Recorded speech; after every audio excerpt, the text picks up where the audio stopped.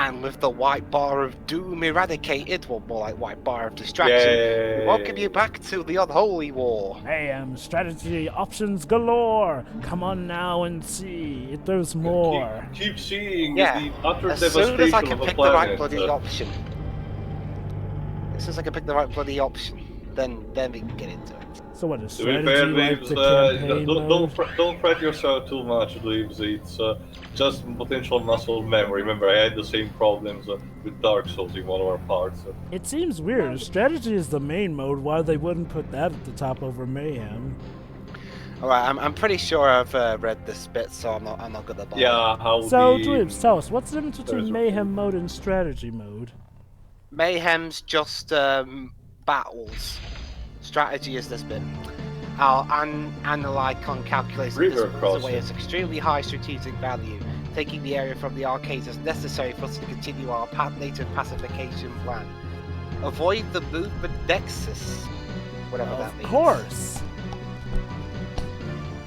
And wow, this board is pretty small compared to the other. That's the thing about this mode in particular. The boards, they don't really go up in, depending on how far up the levels you go. Sometimes they're big, sometimes they shrink. I guess it provides variety. So tell me, Dwibs, does the mayhem mode have all like this, in-between text or whatnot? No. Huh, so in reality, strategy You get a mode list of, it's like a knockout round. You have a list of allies, and then you have to keep going until you've beaten all your opponents, or the opponent has beaten all of yours. Last man standing. It really does feel like strategy should have been the mode up top, since that seems to be like the main campaign mode and the one that has pretty much all the gameplay there. Again, as much of a campaign as we get here. I guess this is just one of the To be honest, clumsier Dwibs, even details with about the this. even the compressed narration from what to discount what to the watcher, and the minor tidbits of lore here and there and the briefings at the beginning, I'd still say that it's better than I expected. They could have just easily pull it an complete arcade mode and just had these sets with a very checklist like series, just like checklist like all of objectives, and that's it. Only that, this is the level, do this, and that, and you can only use this unit at the end. Yeah. But no, at the very least, there is at least a sparkle of something. So even if they couldn't manage to have like a proper one, which I guess for the PlayStation would have been more than these, more narration possible, more voice acting, stuff like that, I'm still really liking what I'm seeing. Yeah, credit where credit is due. I mean, it may not be the most lore-heavy game we've played on this channel, but I can't deny that there does seem to be at least enough of a semblance. There is lore, just not much story. I mean, remember that was the one they wanted to put in more story, but apparently, I'm not sure what the reason was exactly. When if they were running out of time, And once again, or IDOS forced them to cut it out. Yeah, I'm confident this is part of IDOS, because again, you have to remember, Dwibs, IDOS had this constant sort of policy that it showed a lot of new ideas and IPs and see what is stuck. And if something didn't appear to be stocking enough, they would just leave it out to die in obscurity, which happened to this and a couple of other games. Not the best business practice. Again, it's the only shame of this game is the fact that nobody really it didn't manage to break out enough to be remembered enough. If I recall correctly, it didn't even have like a re-release of free PlayStation Network. That's the thing. That's interesting because Pandemonium, another game toys. Pandemonium, I know it did, but that's the thing, Dwibs. For an IDOS IP, Pandemonium is a bit more remembered. I distinctly tell you also for a personal experience, in the sense that if you don't remember, I used to have to read PlayStation publicity magazines, stuff like that. Pandemonium, I definitely remember the marketing. Same for Gex, for example. This one, you are the first who brought it up to me. Like, I'm usually also the guy who, when it comes to a major releases and even minor releases they did, even for games that not many people know, like say Beat Down Fists of Vengeance for Capcom, for example, random example. This one is legitimately more obscure even for me. So you're the first to bring out. Which reminds me, I forgot if I asked you already. How did you came across with this? Yeah, I was about to ask that too. I was looking up. While the Spyro Reignited trilogy was being hyped up, I went to Toys for Bob's Wikipedia page. And you saw their catalog. Yeah, and I looked it up and looked up a few of their games, specifically Pandemonium, this one, and its successor. Mm-hmm. It's like how I was the one in the group who found out about Brave Fencer Musashi. Well, to be fair, I knew already about the Brave Fencer Musashi. I just didn't. What about the sequel? This power up is a godsend when I'm fighting. That power up I just got there was a godsend when I'm flying. I can see that. When I'm fighting flying enemies, I can just jump up high and nab them. And leave anti-air ammunition. Also, Jova, both for name and for the infamous cover. Because, Tetsuya Nomura in his prime. Basically, they turned It's not as elaborated. No, I think I don't know which is the more elaborated, quote unquote, that one or the Bouncer. Well, I think what's most famous about that sequel is that it got turned into not Kingdom Hearts, essentially. Pretty much. To the point where they changed Musashi, a short, blue-haired spiky boy, to... Voiced by Bonner Marshall, right? Yeah, to a rather tall-looking kid who sounds a lot suspiciously like Sora from Kingdom Hearts 1, is tall, and for some reason voices Are you on about the PS2 one? Yes, yeah, Musashi Legend of something. That Musashi was voiced by the same person who voiced Axel in Mega Man X7. Ah. Oh, jeez.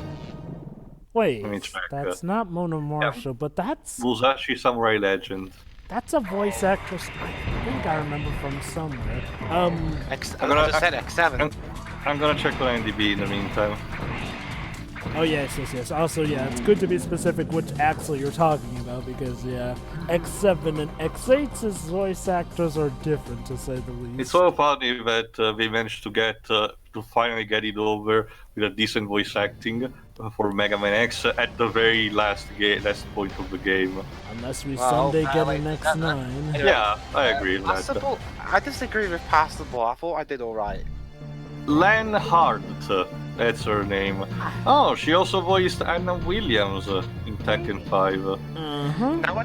Nowadays she's like the English announcer for Japanese fighting events. But anyway, next. Each Technos culture is a separate nation with its own unique laws and customs. The most independent of all are the violent cyborg kill cycles. Each of these foul-smelling hybrids patrols its own feudal domain, often just a parcel of wasteland inhabited only by primitive tribesmen and the rare mind control brought to Earth. Aren't you guys yourselves cyborgs, so aren't you gonna call in the pot black there? Be quiet. Our expansion through this region is nearly complete. We have technoformed all of the surrounding lands, and now only a single poorly guarded arcane base remains. So you're almost won? We're only halfway through. Oh, so I'm guessing in a sense we almost finished this particular area, and this is the last cycle of resistance for this. Okay. There aren't really areas per se. No, I'm guessing that's what they meant in the description, because I guess the campaign it can't be. Otherwise, the campaign will be over now. Yeah, pretty much. I swear this sounds Unholy so War has much... 12 stages. I swear the soundtrack sounds so Spyro-esque. It's kind of almost foreboding, considering how Toys for Bob would end up doing the Spyro trilogy. Ironic foreshadowing, Jova. But yeah, since this has sort of become the pseudo-Musashi part, can I talk about how weird it is how they gave Musashi a weird-as-all-heck midriff, which made a lot of people mistake him for a girl on that cover. That again, early Nomura designs. Also, I'm checking here, I can't recognize a single voice actress between the ones of the Samurai Legend. Weird. Ah, Samurai Legend. Again, could have been a good sequel, but they just had to make a Kingdom Hearts-esque because, hey, that's our big moneymaker. That's also another. That's the thing, Jova. Aside from Kingdom Hearts itself, Square Enix the PS2 era for Square Enix was a troubled times because the merging happened in the meantime. They were in a weird situation and the merging happened. So aside from Kingdom Hearts, every single other project, well, even the one that fructed, were more fruitful, like Final Fantasy 10 and 12, still had some trouble behind it. 12 was hit by a lot of trouble development as a result. Yeah, and it kind of came out. Okay. It's definitely one of the good. Well, Final it is Fantasies. unfinished, Jova. There's not an eye on that.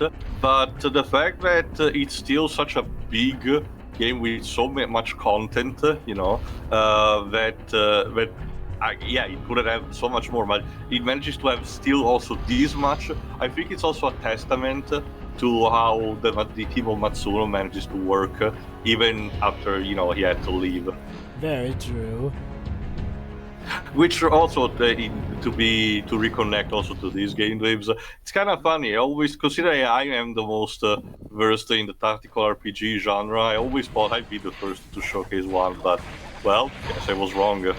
Although to be fair, this is for me, a guy who considers strategy a dirty word. Well, to be fair, this is not a proper RPG, which is more very simple. You don't have to level up your units or care about them. You can potentially. That's for the next one. Aside from resource management, you can't.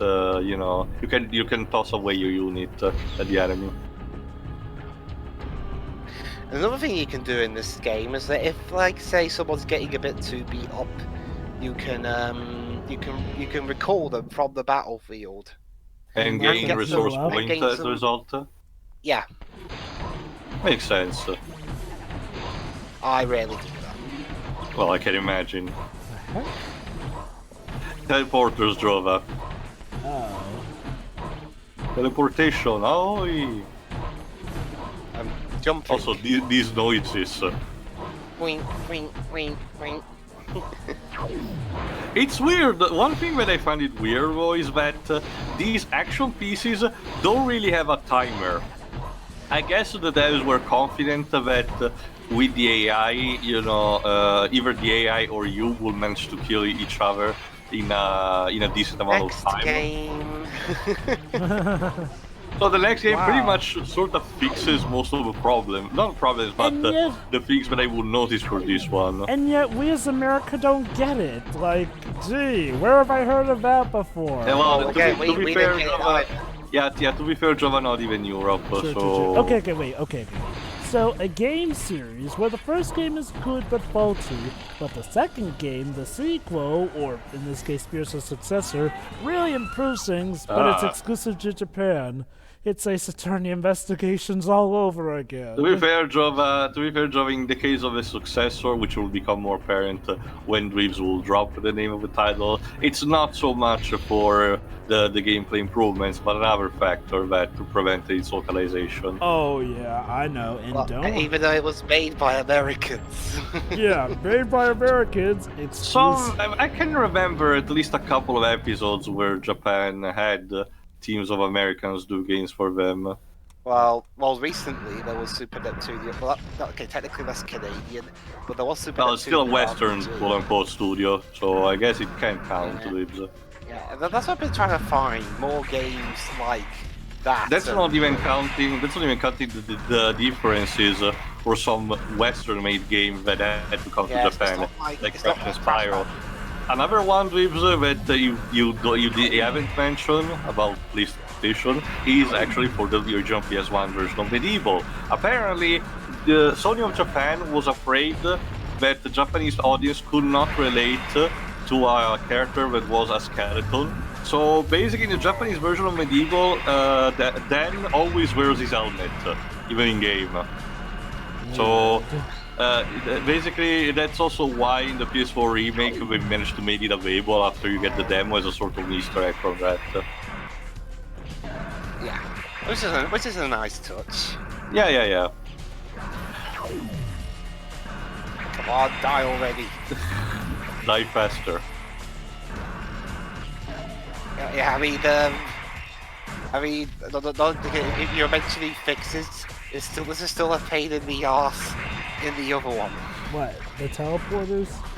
No, the flying enemies. The flying enemies when I'm stuck on the ground. Yeah, this is clearly a game that is not built for aerial combat. So aerial enemies Unless have you're more the flying advantage to one, them. in which case you can pretty much make the game. Mind, it's not evolve. impossible to beat the flying type of a ground enemy. I guess. Oh, it no, I just can takes see that. more It's cumbersome. It takes a lot of patience, and for me that was really tricky. I can see that's the real challenge of the game. Would call them the goddamn bats of the game. So I decided I'm going to fight fire with fire and have my own flying enemy. Basically, for those who don't know, in TV tropes terms, the goddamn bats of a video game are enemies that, while not impossible to beat, are plentiful and incredibly annoying to take down. Case in point, Zubats and Pokemon. Basically, enemies that are specifically designed not to weaken you at the very least, just by pure annoyance. Miss Arcane, you could double back and stop me from destroying your base. But I don't know what to tell you, Dwibs. Doesn't honor dictate otherwise? Yes, person with Jova. No, I think it's more strategic smarts. Oh yeah, these enemies. If it hits you if your attack, you become temporarily slower. Oh, I thought we reversed your controls. Plus it can recover its own health. Oh my! Enemies that can recover their own health. If it hits you with the attack, that is. Well, aren't there also power? Oh jeez, aren't there also power-ups that let you recover health? Yeah, but I didn't get it, so okay, that didn't go so well. Nope. Could have gone better. Well, still could have been worse. Could have lost the battle. Well, you lost the battle, but not the war. Yeah, but I've got someone right on my arse at my base. I'm gonna destroy this quickly. We'll also get some AUR in the process. To be fair, the enemy's already weakened. Wait, so where are you going? I guess she's not going to take advantage. So yeah, so she had you about the right AI earlier. So she had you right where she wanted you, but she chose not to. To be fair, it's also a weakened enemy, so maybe the AI is programmed to not engage directly if it's in a dangerous state. Maybe. As shown here. And just like that, their base is no more. Yay! Now that's left is just clear house on them. Yep. I'm just gonna use my good friend teleportation. Ahoy! I thought you guys were gonna make us something serious. What specific joys have to make from CD? You know, the level in the Japanese one that you get when you beat a level. I have no idea what you're talking about. Yeah, teleportation, yeah that one. That's where it comes from? Yeah. Well, they are. Tio learned something today. About Sonic. I'm so enlightened. And because I am so nice for you guys, we're getting 3 levels in this. Oh boy, I can hardly wait. Well, we've done 2. We just got 1 more to do. Oh, that's the longest one. Oh boy, hold on to your seatbelts, guys. Yeah, twig keeps. Anyway, the Prada Devils are scavengers who devour all life in any area they inhabit, be it the smallest animal or the largest tree. The Pradas act in unison as though they were all following some sort of inborn program to scout the surface of Zara clean of all living things. Wow, we really are kind of like the tyrannies of 40k. Yeah, I guess. Anyway, the breeders. Forensic analysis of Prana Devil cadavers reveals a bizarre chemistry totally infused with R. The piranhas breed asexually at an exponential rate, and therefore pose a serious threat to our glorious dream of progress. Since all Quicksilvers are currently in flesh form, we must proceed without... Did you say Quicksilver? That's a type of unit, Jova. Oh no, is it gonna die in its debut? You do know what the term Quicksilver existed before the superhero. Yeah, I know. Still doesn't mean the reference can't be made. Also, please remind me again, is Toys for Bob a British studio? American. Ah, it's weird. Well, I guess it can be still be a fan of that, considering it grew a cult for. No, I was thinking about it because, 40K Games Workshop is a British company that had foundation there and mostly had a European market. But to be fair, the success of their products reached also the States, so it wouldn't be too far-fetched for me to think that Toys for Bob, someone Toys for Bob was a fan of that. Oh yeah, I mean, considering how big a showing Warhammer 40K tends to have at the PC gaming show V3, it definitely has a presence over here. Well, in terms of actual games to be released recently, they're not in the exact best shape because, well, that's the thing. Some minor games, like say, I guess I don't even see what Inquisitor is like, but I distinctly remember at least they had one decent release recently, but others, like Unholy War 3, unfortunately, no. It's a problem. It's also a problem because it was still made by the original team of the previous two, Relic Studios. So I wonder what happened. Maybe Sega. I don't know. But now Relic is the studio responsible for doing supposedly Age of Empires 4. So there goes nothing, I guess. Right. Oh Go well. for take down.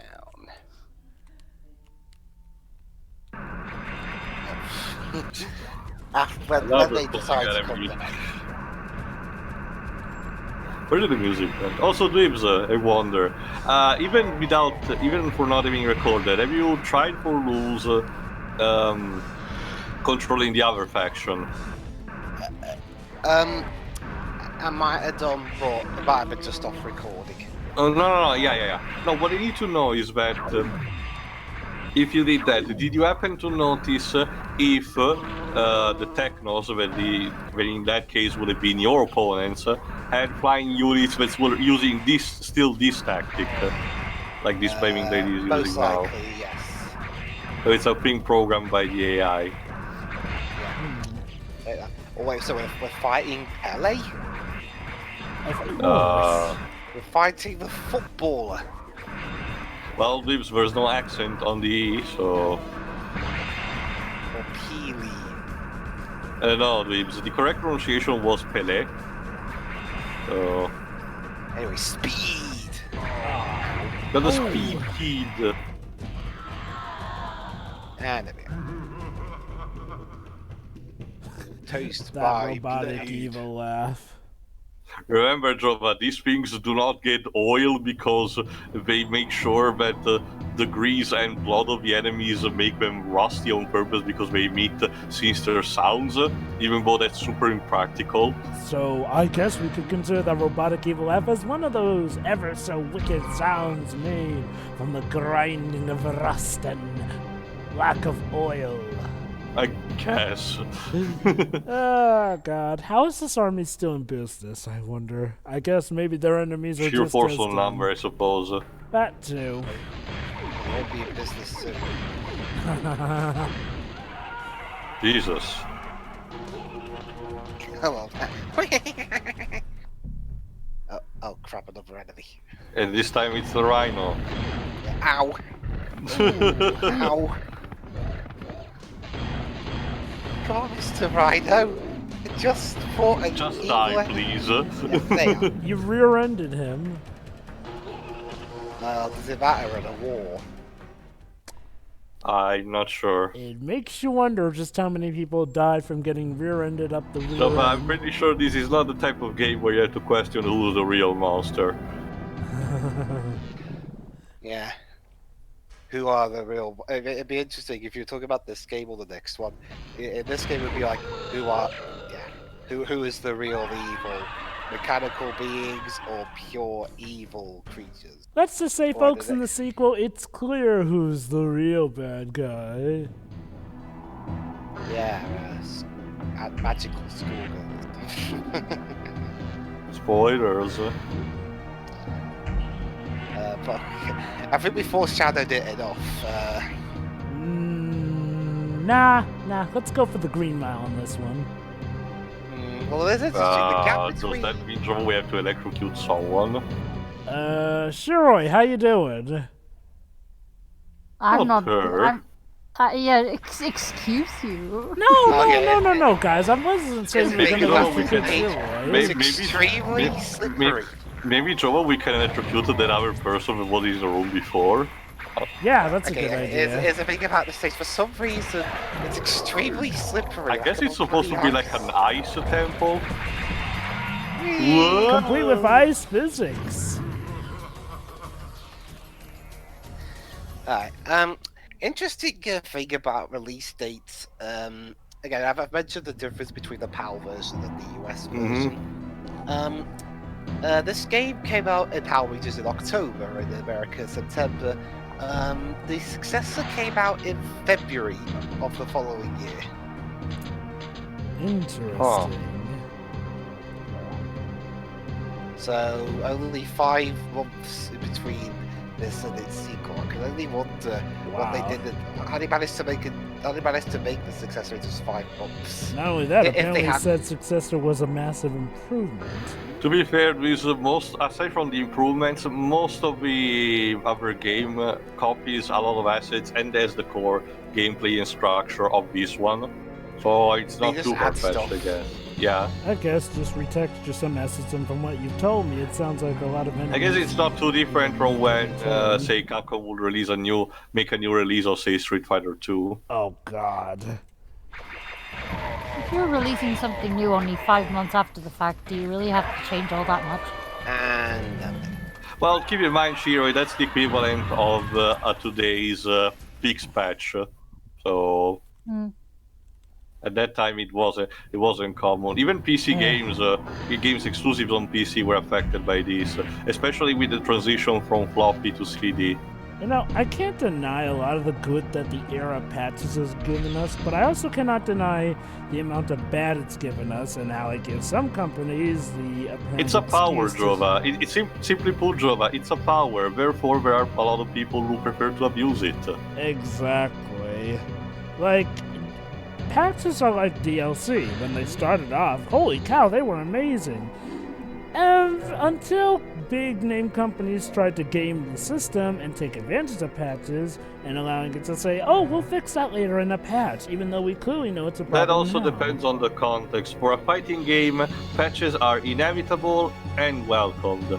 At that point, again, the team can focus mostly on creating the core game, making the roster and whatever content they want to put. And if a character is too unbalanced or needs to still have an adjustment, that can actually be fixed and imposed with a patch, because in that terms, the patch serves for the frames of specific moves or the type of damage they deal or how much you resist, the shit like that is minor. Exactly.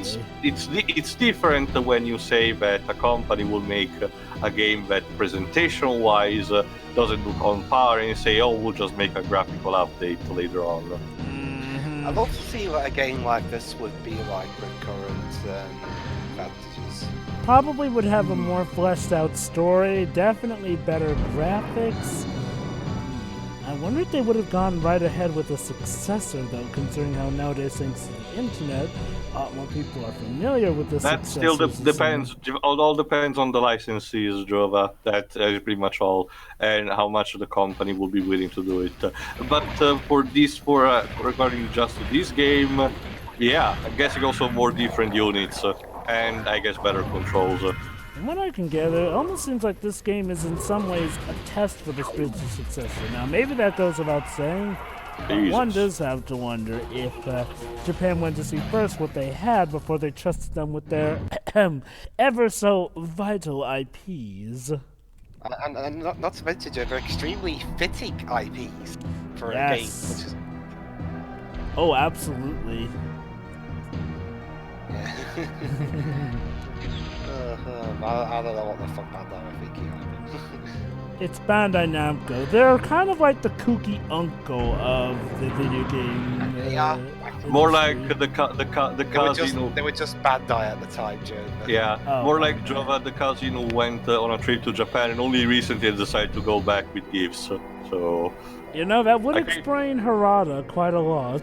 that's pretty much, well, that's the thing, Jova. That's pretty much the behavior that happened. Yeah, a lot of people tend to forget this, but it needs to be remembered. But up until the early 2010s, or the early 2010s, Bandai Namco was in an absolute terrible state by relying most exclusively on Tekken and Soul Calibur, and maybe, just maybe, a new IP here and there that was more experimental than anything. It was pretty much with the release on PC of first Dark Souls. How did you do that? What? I don't know. I was nowhere near. Maybe the enemy had a heart attack, or it ran into something. Maybe take you the put in just the right amount of button prompts for a That cheat was code really on that. But basically, yeah, Joe, it was with that port on PC Imposing victory. and the intervention with people like Katsuya Arada and Hideo Baba that Namco Bandai basically get up on their own asses and started localizing more stuff. And also Including remembering licensed that products, Pac-Man existed too. Well, they Anyway, did. It was it's just time but for the nothing next either. part. Jaegers patrolling the Deadlands tell of a boy who repairs their battle damage so well that they function beyond full battle capacity. Though normally hostile to organic life, the Jaegers seem protective of this human, but will not reveal his name or exact whereabouts. Okay, that's random. Maybe this is the origin story of Harada. Did we wanted to combine? Do we wanted to reference the Terminator? Oh my god. AUR is the perfect fuel. The mine. Compact, efficient, and easily converted into hot, blazing energy. They don't understand the purity of AUR. If we gather enough, we never really fear the hunters again. Basically, in the next part, we will encounter a level where there is a shitload of AUR. Oh boy. Okay. Can we then. take advantage of this huge advantage? Let's find out next time. See ya. See you Yeah. then.